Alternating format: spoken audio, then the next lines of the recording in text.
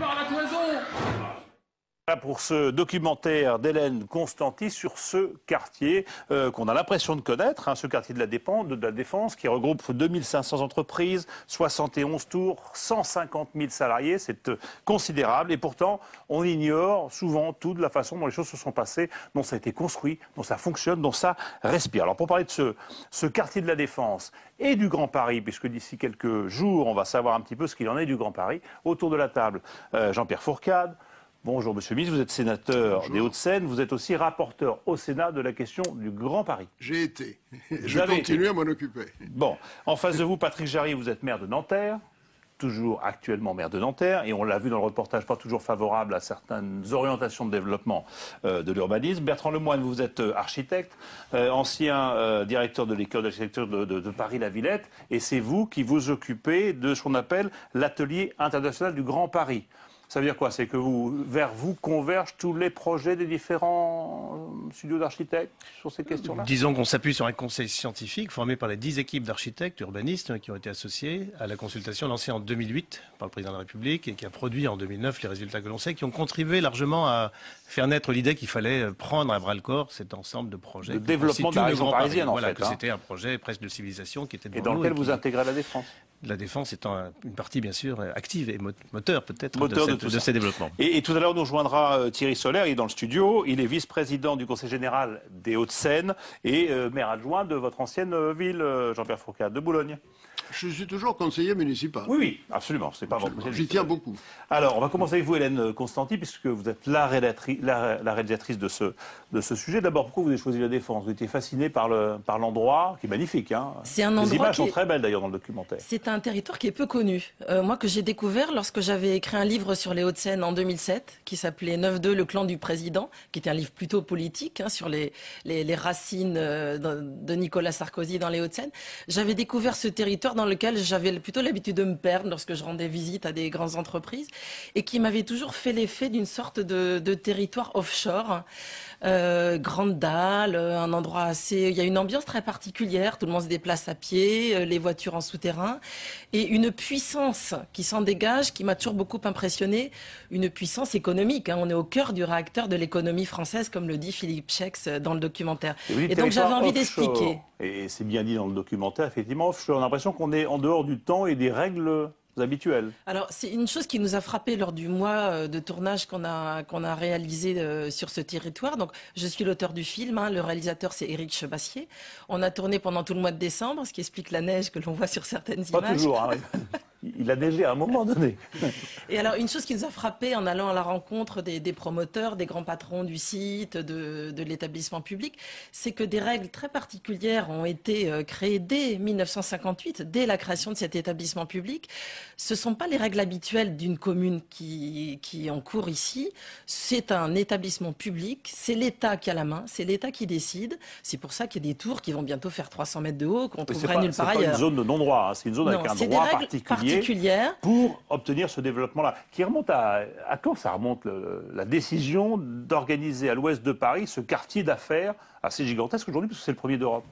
Ça remonte même à la 4e République en réalité, et même peut-être entre les deux guerres, parce qu'entre les deux guerres, on avait l'idée de prolonger ce fameux axe qui structure Est-Ouest, qui structure Paris depuis le Louvre, en passant par la place de la Concorde, la place de l'Étoile, et ensuite au-delà jusqu'à Saint-Germain. Et on avait l'idée peut-être jusqu'à la mer, on pourrait aller un peu plus loin. Et on avait l'idée déjà qu'il y avait quelque chose de structurant physiquement, géographiquement autour de cet axe. Et c'est sous la 4e République, dans les années 50, qu'est née l'idée de créer un quartier d'affaires qui a été véritablement lancé, effectivement, avec l'impulsion très forte de l'État sous la 5e République. Et aujourd'hui, on en est où? Parce que vous dites aujourd'hui, on s'est concentré, on a assez peu parlé de l'histoire, on l'a évoqué brièvement, mais on s'est concentré sur ce qui se passe sur ce territoire depuis 2006. Nicolas Sarkozy, avant son élection à la présidence de la République, avait décidé d'un grand plan de renouveau du quartier d'affaires. Il était à l'époque encore président du Conseil général, de l'établissement public, ministre de l'Intérieur et de l'Aménagement, et il avait décidé, après avoir écouté les grands patrons qui étaient présents à la Défense, il avait ressenti le besoin d'une relance économique, de créer de nouvelles tours, de relancer l'activité, de redonner un second souffle. Et là, avec à nouveau des règles particulières, une loi spécial qui a été voté au Parlement quelques jours avant Noël à l'initiative de Roger Carucci, qu'il avait défendu à l'époque. Et là, on détaille effectivement des avantages particuliers qui ont été accordés aux promoteurs qui allaient construire ces nouvelles tours. Ça et les présenter comme quasi, je dirais pas mafieux, mais on explique discret, que c'est un lieu qui est au service de la puissance économique de la France. Après, chacun peut on peut trouver ça formidable, hein, que les grands patrons puissent créer de l'emploi, etc. On s'est aussi, nous, mis du côté à la place des salariés, des habitants, qui voyagent dans des transports en commun surchargés. Voilà, donc on a essayé de donner un peu la parole à tout le monde. Monsieur Fourcade, alors, c'est un endroit anormal? Deux observations. Non, pas du tout. C'est un endroit un peu spécifique, mais c'est une opération faite par l'État, engagée au début de la Ve République, faite par l'État. Et dans cette opération, il y a deux caractéristiques intéressantes. La première, c'est que la plupart des salariés qui travaillent à l'heure actuelle à la Défense arrivent à la Défense avec des moyens de transport en commun. C'est tout à fait exceptionnel par rapport à l'ensemble de la région où, en général, les gens arrivent plus tôt avec des systèmes de voitures automobiles, etc. Là, la Défense a été conçue avec le mode de transport adéquat et ce qui va très bien aujourd'hui avec les problèmes écologiques que nous connaissons. Et deuxième observation, les élus, c'est-à-dire aussi bien les élus locaux, les trois maires de départ, plus le conseil général, plus le conseil régional, puisque moi j'ai représenté le conseil régional au conseil d'administration de l'EHPAD il y a un certain temps, quand j'étais au conseil régional. Les élus ont toujours insisté sur le fait qu'il n'y avait pas assez de logements dans l'emprise du système. Et il est clair que dans la reprise en main du quartier et dans le développement, il est clair qu'il faut prévoir un certain nombre de logements. D'ailleurs, ça fait partie de la loi que j'ai développé sur le Grand Paris, qui va désormais prévoir davantage de logements dans l'opération, car on va y inclure des logements. La rupture bureau-logement est beaucoup trop forte. Alors, Monsieur Jarry, parce qu'on va revenir sur comment on développe une ville, mais Monsieur Jarry, quand même, sur ce documentaire et sur cette vision, comment dire, assez affairiste de ce quartier-là. Oui, non, moi je crois que l'idée que c'est un territoire qui est hors sol, hors norme et hors droit est tout à fait une réalité. Il s'est d'ailleurs hors droit, mais dans un droit quand même. Il a même été hors droit, y compris récemment, il a été hors droit puisqu'il a fallu que le président de la Cour des comptes, Philippe Séguin, vraiment y mette toute son autorité et se fâche pour que enfin le plus grand scandale du développement de la Défense cesse, puisque pendant 30 ans, alors que dans tout quartier de France, lorsque les travaux sont terminés, on restitue les espaces publics aux collectivités territoriales, que ce soit les villes, que ce soit le département, que ce soit la région. Pendant 30 ans, on a fait de la cavalerie, c'est-à-dire personne ne payait l'entretien de la DAD, des escalators, des ascenseurs, des galeries techniques, etc., etc. Et on faisait fonctionner ça avec la planche à billets que constituent les droits à construire. Il faut bien que les gens comprennent que la Défense, c'est une machine à vendre l'EHPAD des uns aujourd'hui, c'est une machine à vendre des droits à construire. Et pourquoi je dis également les gens ne savent pas ce que c'est qu'un droit à construire en général. C'est quoi? Quand vous avez un terrain, que vous voulez bâtir quelque chose dessus, si vous avez des droits pour construire une tour de 300 mètres, on ne vend pas évidemment la même somme, le mètre carré à construire que si c'est un pavillon. Si vous construisez 70 000 mètres carrés sur le terrain, et ça s'achète. Ça s'achète, on va dire des prix. Pour l'instant, on est aux alentours, on a été longtemps aux alentours de 1 500 € du mètre carré. Qu'on verse à qui? Que le promoteur va verser à l'EHPAD. Voilà. Donc c'est une machine à fabriquer ça. Et ce qui est caractéristique, c'est que, bien sûr, il y a eu une impulsion de départ de l'État. C'est-à-dire l'État, c'est clair, en 1958, donne une impulsion, trace un certain nombre d'objectifs d'aménagement, etc. Et puis après, plus rien. Après, c'est qui l'État? Il n'y a jamais plus de débat de rien du tout. La Défense, qui était prévue pour 800 000 mètres carrés de bureaux, se retrouve à 3,5 millions de mètres carrés. Pourquoi on a mis les tours ici? Quel endroit, etc. Qui a décidé de ça? Où a-t-on débattu de ça? Moi, ce que je sais, la réalité, c'est que la Défense, elle s'est développée en fonction du yo-yo du marché de l'immobilier. Et comme le film l'explique, c'est Pellerin qui faisait la loi à la Défense. Et pendant très longtemps, et aujourd'hui encore, c'est les promoteurs qui font la loi à la Défense. Puisque, attendez, M. Fourcade, justement, on va écouter M. Pellerin et on va continuer derrière, mais la transition est toute trouvée. Écoutons ce que dit Marc Pellerin, son prénom.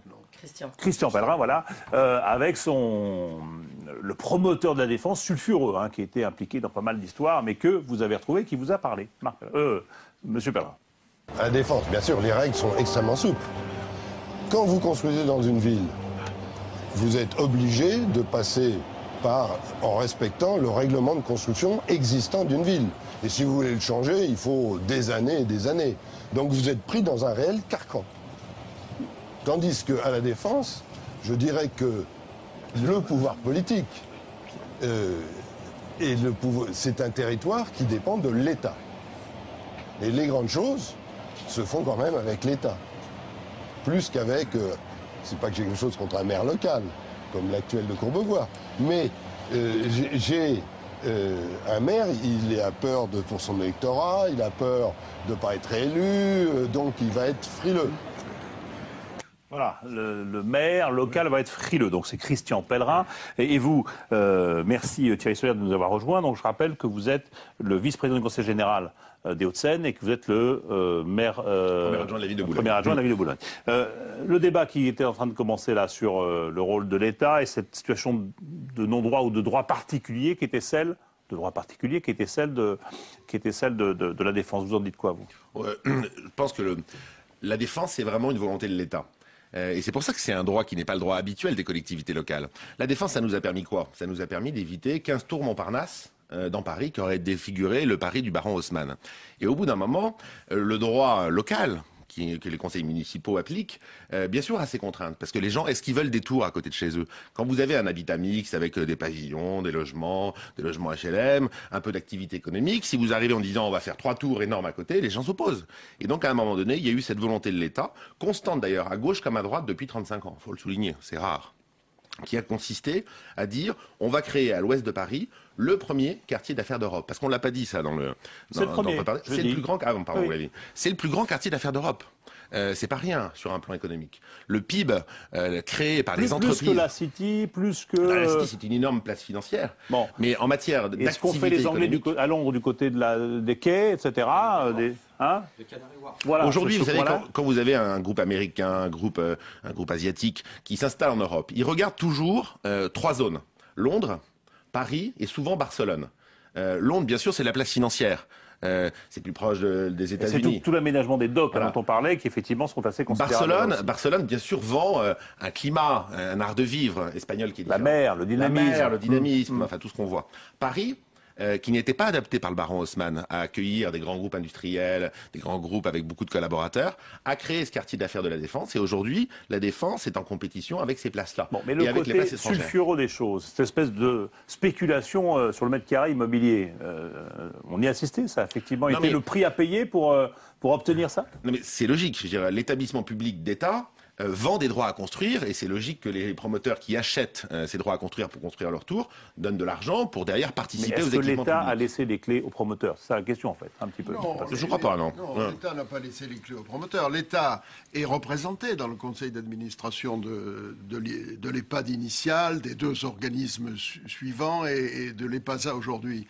L'État est représenté. Par qui? Si, il est représenté par des fonctionnaires. Bon, il est représenté par des élus. Nous siégeons, nous élus nationaux ou locaux, à cette affaire. Mais si vous voulez, si vous comparez l'opération de la Défense et l'opération de Boulogne, dans lequel j'ai entrepris l'urbanisation des terrains Renault. Là, à Boulogne, c'est une opération locale, une opération municipale. J'ai quand même, à Boulogne, un peu plus d'1 million de mètres carrés de bureaux. Par parenthèse, on vous a critiqué pour l'échec de ce qu'a été l'île Seguin et l'implantation d'un musée de François Pinault sur cet endroit-là. Je n'ai pas voulu faire n'importe quoi. Quand on parle de frilosité des élus, on vous a dit, M. Fourcade n'a pas été à la hauteur et c'est pour ça qu'il est parti. J'ai quand même créé 5000 logements supplémentaires, dont un tiers de logements sociaux à Boulogne, sur le terrain Renault, ce qui permet d'augmenter le pourcentage. Et je n'ai pas voulu faire n'importe quoi sur l'île Seguin. Et c'est justement la volonté locale s'est opposée.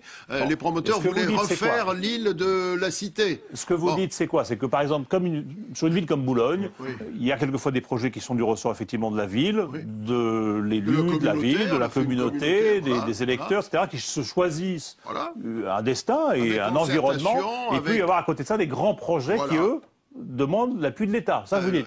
Tous les deux. Non, mais avec une réglementation particulière, il y a une réglementation à la défense, mais c'est une réglementation nationale. Le droit, notre droit est complexe et garanti avec le principe de précaution. Il y a énormément de verrous.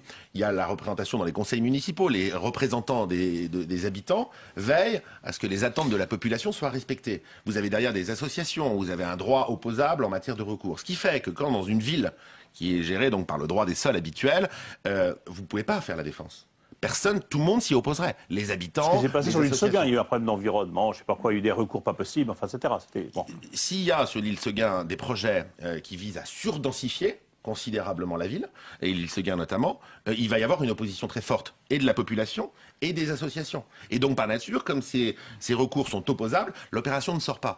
La défense a été construite sur un autre modèle, qui était un modèle de dire, on ne va pas laisser, alors c'est plus autoritaire, hein, on ne va pas laisser aux représentants des habitants le choix de décision, c'est l'État qui va assumer un parti pris très fort. Et on n'aurait jamais fait la défense si on avait laissé les 3 maires se regrouper en 3 conseils municipaux pour se mettre d'accord de savoir s'il fallait construire les tours de 300 mètres. Patrick Jarry, quand même un petit peu de... Non, mais on va pas complètement refaire l'histoire. Dedans, ce que je note, c'est l'extraordinaire mépris d'un promoteur comme Pellerin lorsqu'il parle des élus municipaux, des maires, des gens de terrain. Frilosité, leur absence de vision, etc. Monsieur Jarry, reconnaissez que c'est quand même aussi un homme, Christian Pellerin, qui a fait la défense. Non, moi, je lui dis simplement... Ça n'est pas qu'un homme. Non, ce n'est pas qu'un homme, c'est une volonté de l'État, mais c'est aussi un moment, la rencontre avec un homme qui n'est pas toujours très consensuel, qui ne cherche pas à l'être, mais qui a eu cette vision, qui a convaincu tout le monde. La chaîne de télé fera un reportage sur l'histoire de Pellerin, et franchement, pour que cet homme ose parler des élus de terrain comme ça, je trouve ça totalement scandaleux. Mais on ne va pas faire ça. Général, de dire à un moment donné, l'État doit imposer une vision. Non, alors ça, à mon avis, non. Non, l'État ne peut pas agir comme ça en matière d'aménagement. D'ailleurs, chaque fois que l'État a fait ça dans l'histoire, parce qu'on nous ressasse cette idée de cet État autoritaire, omnipotent, omniprésent, c'est lui qui a fait les grands ensembles, c'est lui qui a aménagé les banlieues telles qu'elles sont aujourd'hui, et c'est lui qui est responsable du fait qu'aujourd'hui, 30 ans après... C'est lui qui a fait Haussmann, c'est lui qui a fait la défense. C'est lui qui a fait la défense. Laissez-moi finir.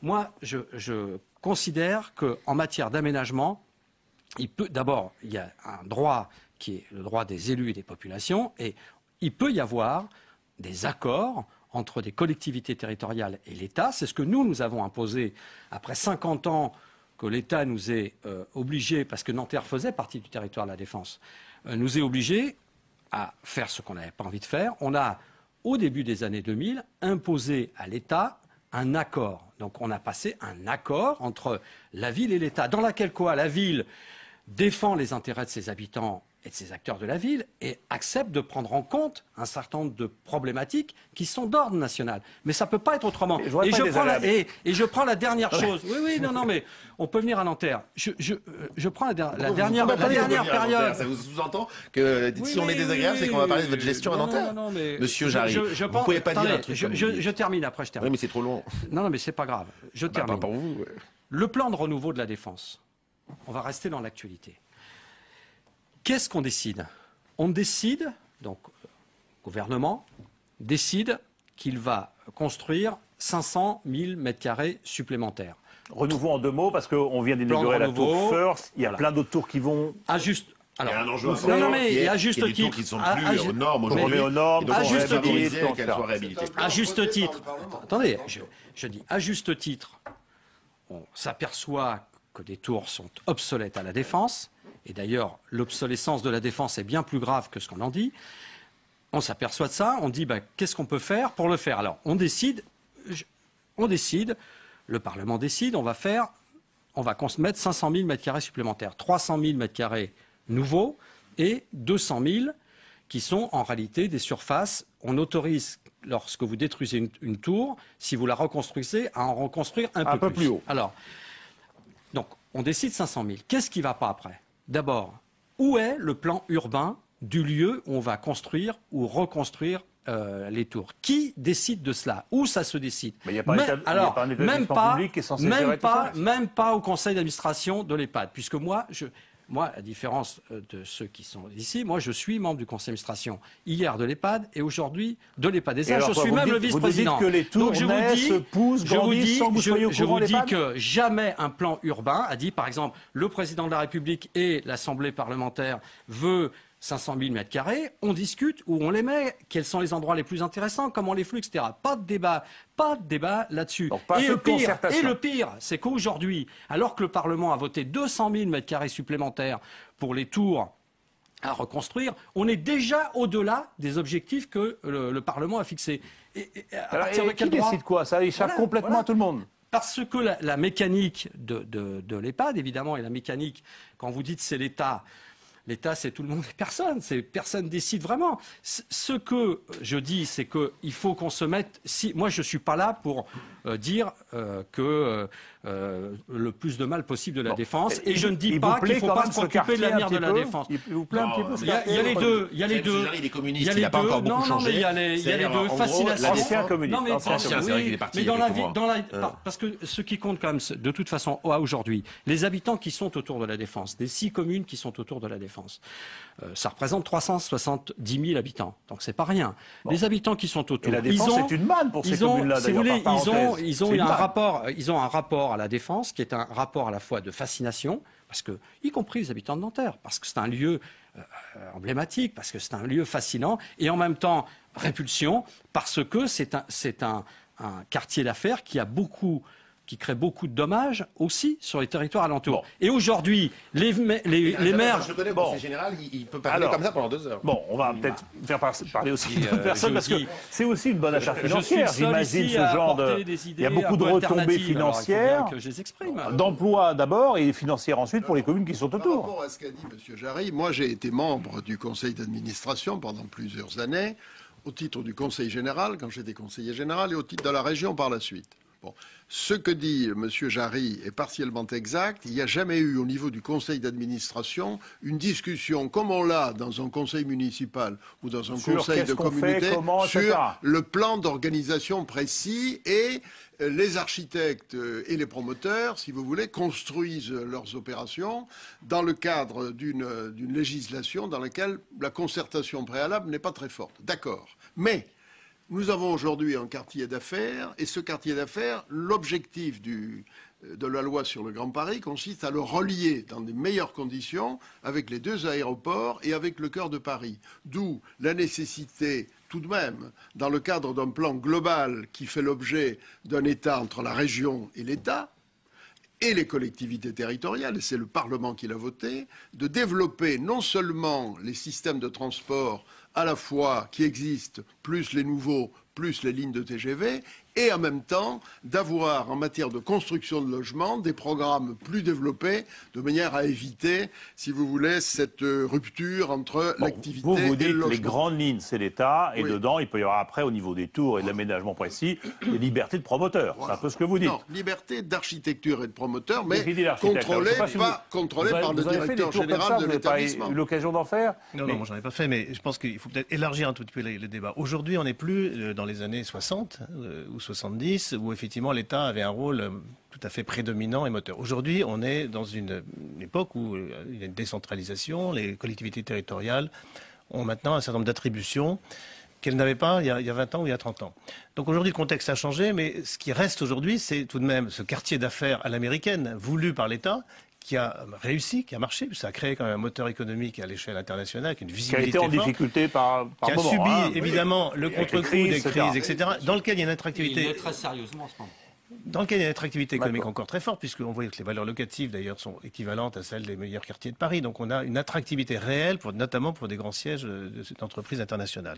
Donc on a quelque chose qui marche, mais dont les règles aujourd'hui doivent changer, doivent évoluer, s'adapter bien sûr aux conditions politiques nouvelles, et en même temps où on doit élargir aussi la vision.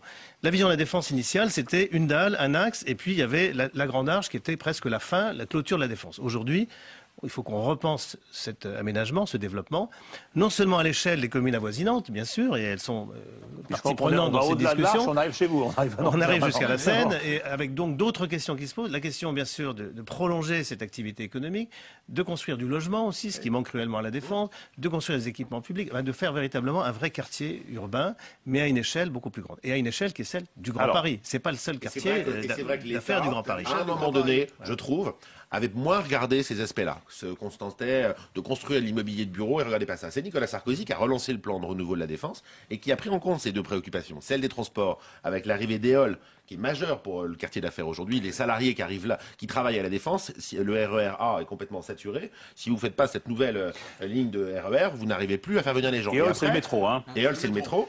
Et ensuite le Grand Paris. Parce que relier la Défense bien à Roissy et à Orly, enfin aux aéroports, c'est absolument... Le Grand Paris, on va parler parce que c'est une échéance là essentielle pour nous aujourd'hui. Très bien, moi j'adhère aux propos qui ont été tenus, qui est l'idée, aujourd'hui, il faut repenser la Défense à la fois dans son environnement immédiat, donc les communes qui sont autour, et dans un rapport plus vaste à repenser, qui est celui de la métropole parisienne.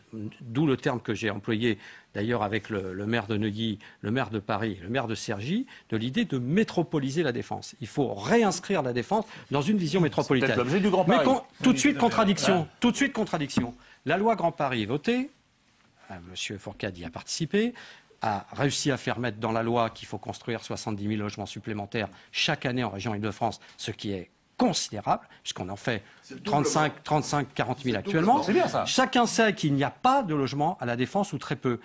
Première décision que prend l'EHPAD, et maintenant l'EHPAD ESA, autoriser un promoteur russe, Hermitage, à détruire 350 logements qui sont à la Défense pour construire deux tours des bureaux avec des logements à 12 000 euros du mètre carré. Donc je dis bien... où est la loi? La loi Grand Paris, elle dit ça, et l'EHPAD prend une décision comme celle-là. Alors, je vous propose personne ne trouve rien à une petite pause avec ce que dit justement un entrepreneur, c'est le directeur immobilier de la Société Générale, M. Castegnon, sur ce qu'attendent les grands groupes internationaux de quartiers comme celui-là.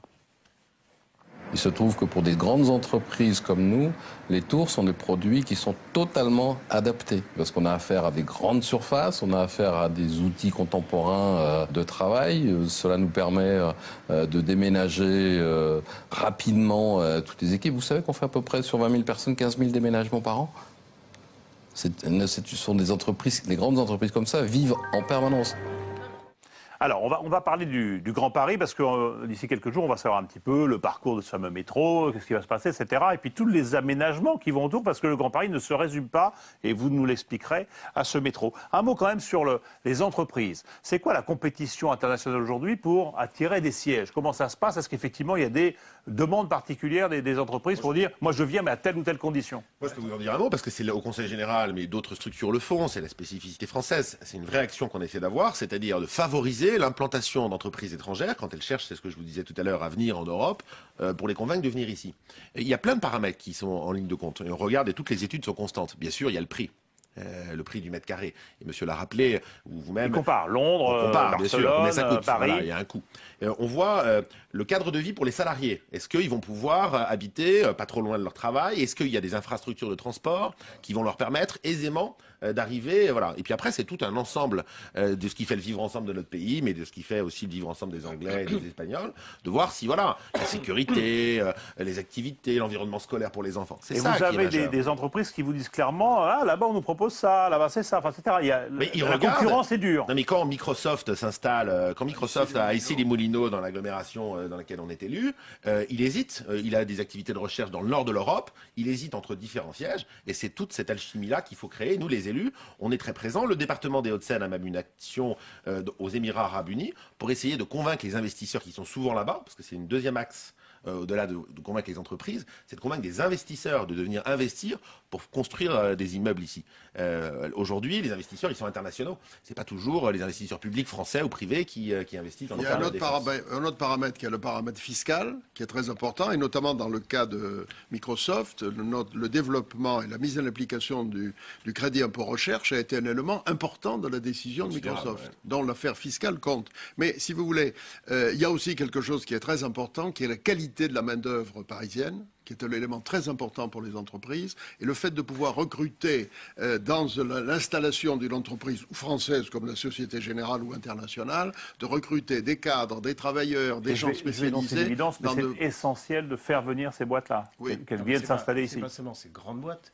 C'est le fait que le Grand Paris est clairement qui est une métropole à l'échelle internationale de 10 millions d'habitants. La première région économique d'Europe, tout de même, n'oublions pas. 30% du PIB de la France. Donc, est un moteur économique et en même temps en compétition avec des grandes métropoles à l'échelle européenne, mais aussi à l'échelle internationale.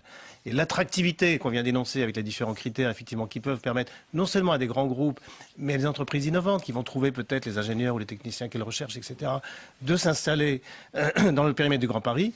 Tout ça, ça fait partie du potentiel de création de richesse qui va ensuite bénéficier à l'ensemble de ses habitants. Donc c'est très important de conserver ces outils d'attractivité économique. Vous disiez, est-ce que c'est stratégique qui doit les venir les chercher? Quand Microsoft s'installe, bien sûr il y a l'arrivée de Microsoft, c'est de ses salariés, il y a peut-être des embauches en plus, mais derrière c'est tout un écosystème de petites PME qui vont s'installer dans la zone parce que Microsoft est là et qui vont créer de l'emploi. Et aujourd'hui, la première préoccupation... Il n'est pas à la Défense, il est dans les Hauts-de-Seine. Peut-être je peux dire un mot mais il y en a plein. Un mot rapide, parce qu'on parle du Grand Paris, je vois qu'il nous reste 10 minutes. Il faut que les gens aient quand même en rapport de quoi on parle. Aujourd'hui, l'Île-de-France, c'est 50 millions de mètres carrés de bureaux. Ça n'a d'équivalent que dans une seule capitale en Europe, Londres. Tout le reste sont des villes qui sont à moins de 10 millions de mètres carrés de bureaux. Vous dites stop, on a trop fait de bureaux, il faut faire du logement. Je dis simplement que voilà cette réalité. Deux, je dis à force de vouloir de développer une stratégie économique qui est seulement d'aller chercher ces grands investisseurs internationaux, on a fini par oublier de développer l'industrie en France et on s'aperçoit avec la crise financière et économique qu'on vient de vivre qu'un pays n'a pas d'avenir sans industrie. Et par exemple, un département comme les Hauts-de-Seine est particulièrement impacté par ça, puisque c'est un département en gros qui avait 500 000 emplois dans l'industrie et qui en a supprimé 400 000. On parle du tertiaire, on a un peu l'impression quand même que il y a encore de l'industrie à c'est en soi un outil de production, une usine des temps modernes. Enfin, c'est un petit peu l'impression que ça donne aussi, quand même. Dans le secteur des services, il y avait de la finance. Il y avait les Man Brothers qui étaient à la Défense, qui avaient les fameuses tours Cœur Défense. Oui. Donc le modèle de la défense, notamment dans ces 10 dernières années, c'est exactement l'économie financière. On avait fini par parler d'industrie de la finance. On a vu le résultat. L'industrie de la finance, elle a failli mettre le monde au bord du gouffre. Je voudrais qu'on rêve un petit peu avec et qu'on élargisse sur le reste du Grand Paris. On va passer par une phrase de Castro, architecte, bien connu, grande gueule, et qui donc lui aussi a été candidat sur le Grand Paris avec ses projets, notamment vers le nord, là où il voulait faire je ne sais plus pourquoi. Mais on l'écoute un petit peu avec ce regard sur ce qu'est aujourd'hui la défense. Les architectes sont des malades mentaux, donc de toute façon, s'ils peuvent construire très haut, ils sont contents. Il faut faire attention aux architectes. La question de la ville est une question trop sérieuse pour qu'on la laisse aux seuls architectes, comme la guerre aux militaires, hein, pareil. Fabriquer un quartier artificiel sur dalle, c'est évidemment, ça rend le quartier inaccessible aux autres, enfin, ou extrêmement compliqué. Une ville dans laquelle on n'arrive pas tout seul, c'est pas une très bonne idée. Mais en même temps, ça a créé un caractère insulaire qui est pas mal. En même temps, cette insularité, elle était monomaniaque.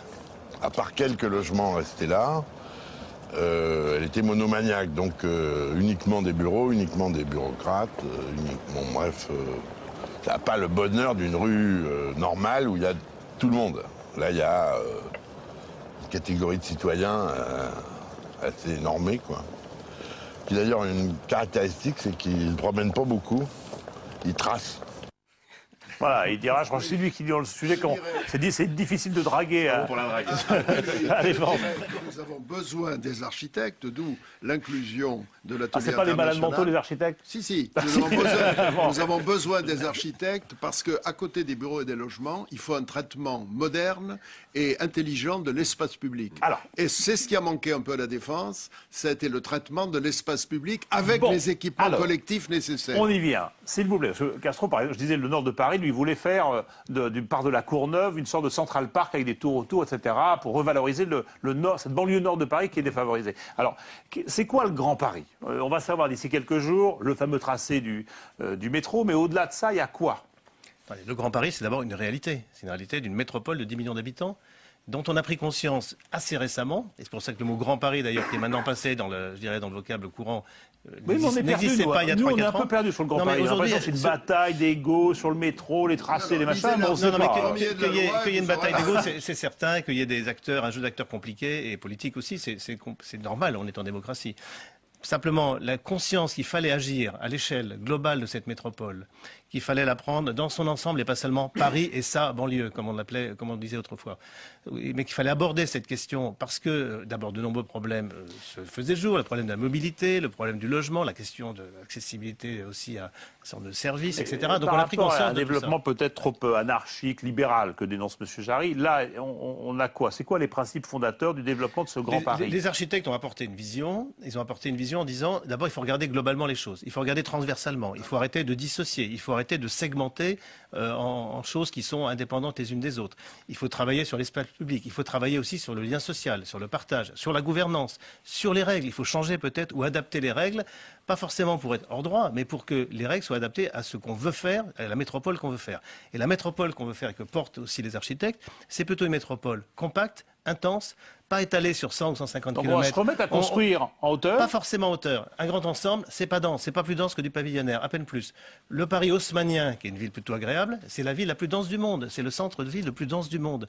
Donc on peut aussi faire une ville agréable en étant relativement dense, pas dense partout. Il faut préserver des espaces verts, des forêts, la biodiversité, des espaces ouverts, agricoles aussi en proximité. Il va y avoir une forêt peut-être du côté de Roissy, c'est ça? Non, pas de Roissy, non, parce qu'il y a des avions, c'est un peu compliqué. Mais il y a un projet de forêt effectivement dans le nord-ouest de Paris qui est en train de voir le jour. Donc il faut aussi penser mixité sociale, mixité des activités avec le logement, avec les services. Est-ce qu'on conçoit par exemple des quartiers comme la Défense, des quartiers de travail, puis un quartier de vie, ou est-ce qu'on maintenant on mélange davantage les choses? On cherche à les mélanger. On cherche aujourd'hui à développer des proximités emploi-travail. On cherche aussi ce projet de transport public très important avec des investissements qui permettront d'une part de rattraper ce qu'on n'a pas fait depuis 20 ans et puis aussi d'aller plus loin pour créer de nouvelles lignes de transport. Ça permet aussi de créer une facilité de transport au quotidien pour tout de même 5 millions à peu près de gens, 5-6 millions de gens qui travaillent dans la région parisienne. Donc ça, c'est vraiment très important. Du Grand Paris, c'est quoi? Moi, c'est avant tout un grand projet de transport en commun. 10 millions d'habitants, 15 si on prend le Grand Paris. C'est d'abord le transport. Non mais c'est le transport, pourquoi? Parce que Paris a cette caractéristique qu'il y a plus de 10 millions de gens qui habitent dans l'agglomération et que quand vous habitez en banlieue et que vous allez travailler ailleurs en banlieue, il faut passer par Paris. Et donc le matin, vous avez des millions de gens qui rentrent vers le centre et qui repartent après vers la... Donc c'est le fameux grand 8 qu'on a mis au travail. Hein, c'est grosso modo relier tous les pôles de développement, les aéroports et traverser Paris. C'est un peu ça l'idée. Un, c'est le transport. Et deux, c'est d'assurer, en fait, parce qu'en France, on a 100 départements, plein de régions, des communautés d'agglomération, des villes, et que tout ça s'est fait dans son coin, redonner de la cohérence en matière d'aménagement à ce territoire pour créer cette mixité. C'est vrai qu'il y a des zones aujourd'hui qui ne sont pas des zones qui ont été aménagées d'une manière harmonieuse. C'est aberrant de faire plein de kilomètres à des salariés alors qu'on pourrait créer plus de mixité. Ça, juste un mot quand même, parce que moi j'aime bien qu'on rêve quand on parle d'architecture, développement de machin, parce que vous dites je voudrais des tours, des machins, des immeubles, de l'architecture, de l'audace. Les tours, c'est bien la défense. C'est essentiel. La tour n'est pas l'élément essentiel. Non, il y a 3 éléments fondamentaux. C'est Nicolas Sarkozy qui a trouvé que la ville de Paris était endormie, qu'il ne se passait rien, qu'il n'y avait pas assez de tours, pas assez d'audace. Il y a le système de transport. Le système de transport, on va aboutir. Et ce qui a été passionnant, ça a été la consultation publique dans laquelle plus de 20 000 personnes sont venues témoigner dans les 63 réunions qui ont eu lieu. Et ce système de transport crée des gares. Et autour de ces gares, on va pouvoir faire à la fois du logement, de l'équipement collectif, de l'aménagement. Ça veut dire qu'on va construire en même temps le transport et l'aménagement qui va autour. Voilà, et ça c'est essentiel. C'est nouveau. Et ça c'est tout à fait... Et deuxièmement... Nous avions un effort de rattrapage à faire en matière de recherche scientifique et de recherche-développement. Et le fait de relier entre eux les différents pôles de recherche, le fait de travailler avec les universités, notamment les universités médicales qui sont mondialement connues aujourd'hui, va permettre de faire ce rattrapage et de donner un cœur à l'ensemble de l'agglomération. Autrement dit, quel était le risque vers lequel nous allions? C'était le risque d'une muséification de la région parisienne. Notre objectif, c'est au contraire le développement, et le développement aujourd'hui... Et ce transport, pour vous, c'est comme une circulation sanguine, on va faire circuler et le développement aujourd'hui, c'est non seulement du bureau, du logement, c'est de la recherche et de la formation. Patrick Jarry, est-ce que vous êtes à peu près satisfait de ce qui est en train de se passer autour du Grand Paris ou pas du tout? Non, j'étais vraiment très, très content, et je crois au-delà de nous, on a bien vu qu'il y avait une adhésion populaire des gens dans la métropole parisienne à cette idée d'essayer d'imaginer ensemble de débattre publiquement ensemble de ce que pourrait être demain notre bien commun, qui est la métropole parisienne, qui est la région de France, mais qui, au-delà de ça, est cette zone très dense. Bon, vous allez dire quoi, que le débat débat a été donc, je crois... Non, mais je crois... Il va y avoir un deuxième temps. Mais c'est vrai cela. C'est vrai cela. Voilà. Pour moi, à l'heure actuelle, c'est un projet, c'est une idée en devenir.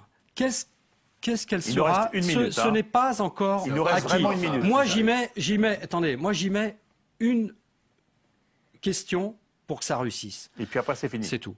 Faire métropole, c'est faire solidaire. Si la métropole parisienne actuelle ne retient pas l'idée, ensemble, de faire solidaire, alors cette métropole n'a pas d'avenir. Par rapport à ce qui s'est passé à la Défense, vous dites plus de solidarité, plus de logement, plus de vivre ensemble, et peut-être un peu moins. Point commun avec Patrick Jarry. Parce que pour l'instant, les banlieues, c'est généreux, c'est normal, c'est intéressant. Les banlieues populaires de Paris, la Défense a été perçue comme un endroit qui concentrait les richesses et que ces richesses n'étaient dédiées qu'à un territoire, celui sur lequel la Défense est installée, les Hauts-de-Seine. Et aujourd'hui, la Défense, moi je veux le dire ici, ça n'appartient pas aux Hauts-de-Seine, ça n'appartient pas aux villes de tout le monde, ça appartient à l'ensemble de l'agglomération parisienne. Et la richesse qui sont autour, ils sont les Hauts-de-Seine. Il faut bien sûr qu'elle soit péréquée dans l'ensemble de la région.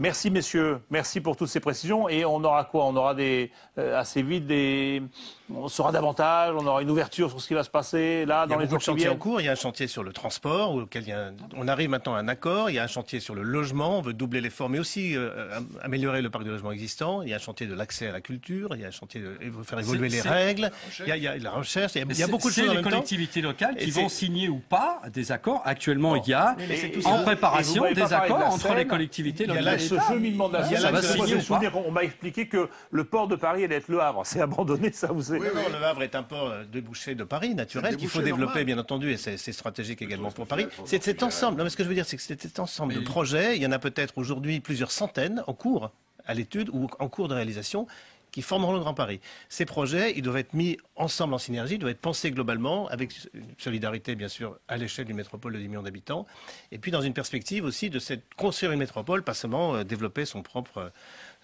village ou sa propre ville. Pour l'instant, sur la question essentielle du Grand Paris, qui est notamment la question du logement, rien n'est réglé. Et on va voir dans les semaines qui viennent si oui ou non ce Grand Paris, cette métropole a de l'avenir, puisque les si on y intègre de l'habitant, non, ou si mais on ça renvoie peut les pas habitants très loin.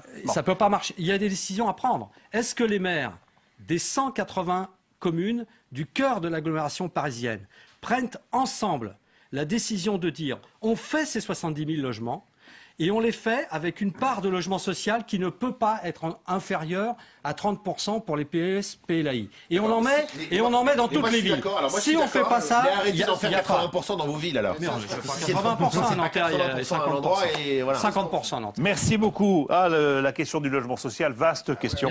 Vaste question avec la construction de ces fameux c'est ce que j'ai fait sur le terrain Renault, 30% de logements sociaux. Merci beaucoup, messieurs. Merci. Et donc, on va être attentifs dans les jours qui viennent à ce qui va se passer encore autour du Grand Paris. Et c'est pas fini parce que c'est un projet d'envergure qui s'étale bien sûr sur des années. Merci d'être venu participer à ce débat. Merci à Cécile Sixou qui l'a préparé.